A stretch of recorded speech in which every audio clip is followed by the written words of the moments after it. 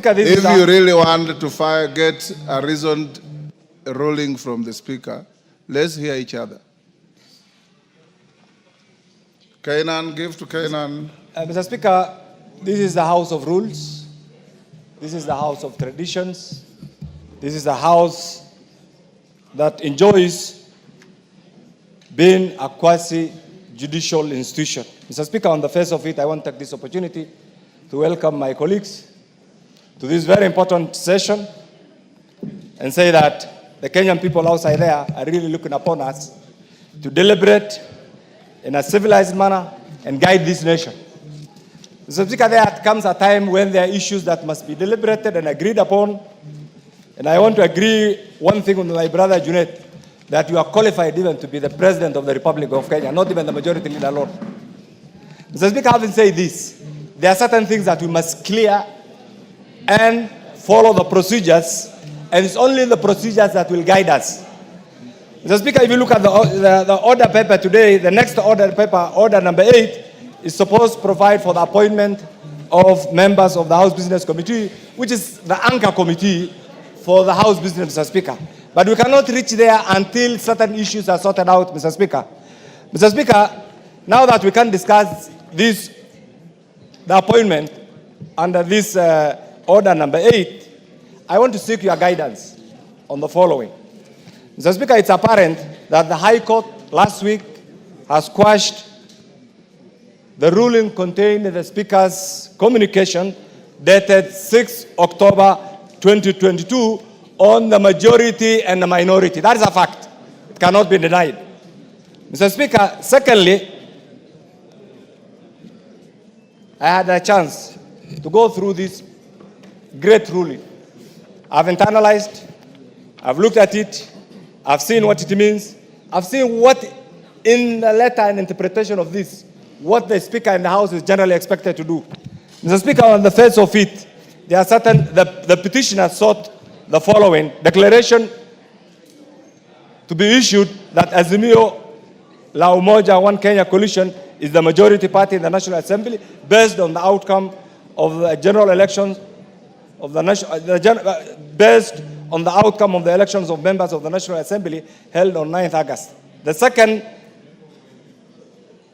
Mr. Speaker, prayers was the declaration be issued to declare that Kenya Kwanza Alliance is a minority party in the National Assembly. Mr. Speaker, if you look at the orders given, even under order number 4, it's a bit confusing. It is not explicit. It doesn't say this. The court declined. They quashed the Speaker's ruling, but did not give proper guidance on what constitutes the majority and the minority. Mr. Speaker, from... Give him 1 minute.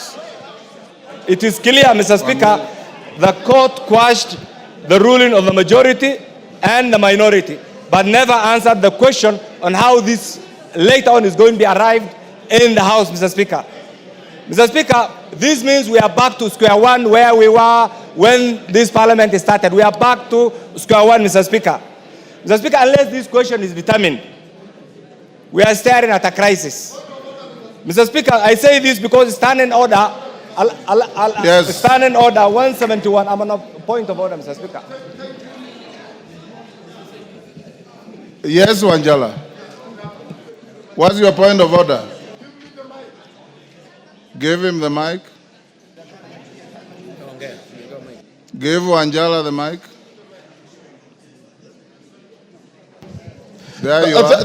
Mr. Speaker, courts are arbiters. And when they have given orders or declarations, it's up to the institution to implement. It is not debated. Order, you have seen the ruling of the court. Order, Wanjala. Order. Order, Wanjala. I don't know whether... Have you even read that judgment? Have you read that judgment?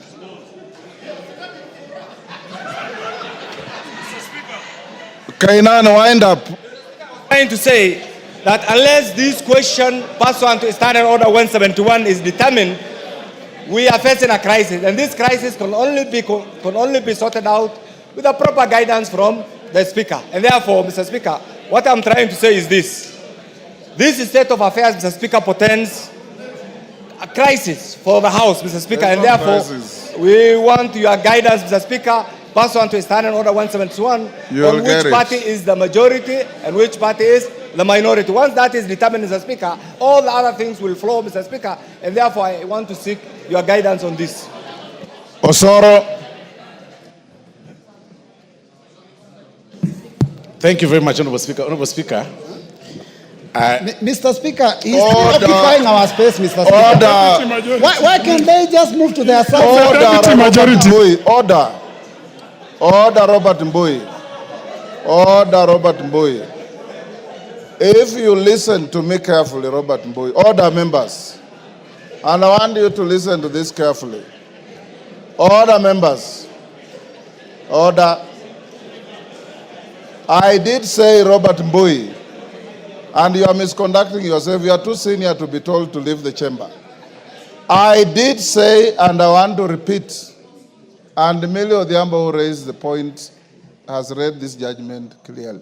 The judgment quashed the direction of the Speaker on the majority-minority. The judgment never declared who is the majority. It is not the court to declare the majority. It is the Speaker of this House.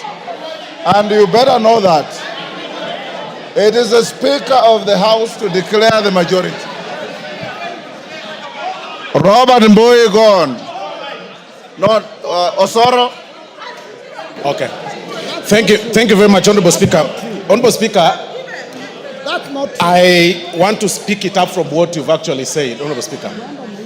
That even upon reading the judgment of the court, the standing orders of this House, Honorable Speaker, gives you power to declare who is the majority and who is the minority.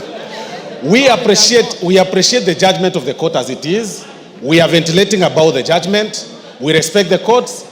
But again, it is these very laws that govern, as Honorable Speaker, that give you that power, as Honorable Speaker, to declare the majority and minority. So even as Honorable Junet and the Honorable Emilio Odhiambo, Honorable Speaker, live on rented space, they should know that the final declaration of majority and minority comes from your seat, Honorable Speaker. But even then, Honorable Speaker, perhaps we should ponder and ask ourselves these very pertinent questions. In the past 2 years that we've served in this House, Honorable Speaker, we've served in these capacities, as it were, on who is the majority and who is the minority, Honorable Speaker. Several decisions have been made. We have formations of the committees that fall on the majority, minority, chairman, the committees that are supposed to be led by members from the majority side, and the committees that are led by the members of the minority side. Does it mean, Honorable Speaker, that every decision that has been passed by the committees, or any report that has been passed by the committee that falls on the minority, as it were then, and the majority, is it rendered mute as it is right now, Honorable Speaker? If going by the judgment, if we read on the judgment, like they want us to define it as it, just on plain paper, Honorable Speaker, that is question one. Question two that we should ask ourselves, Honorable Speaker. Right now, the selection panel, Honorable Speaker, of the IEBC that was nominated by both the minority parties or the Parliamentary Service Commission, that minority party brought the membership, the majority party brought the membership. The IEBC selection panel has already started working, Honorable Speaker, right now in terms of selecting the next commissioners. What then happens to them? What happened to that selection panel?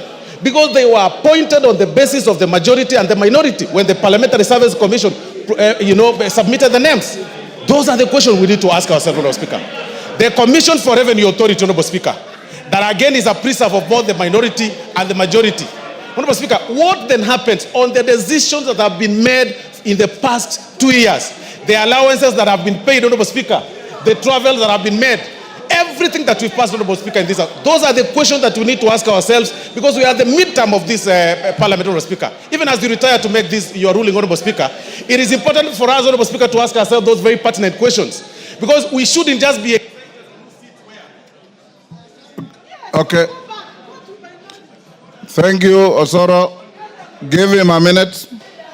Honorable Speaker, you see, we shouldn't just be talking about positions on who is the minority, who is the majority leader, and as Honorable Junet as well put it, We are all members of parliament and we can serve in whatever capacity.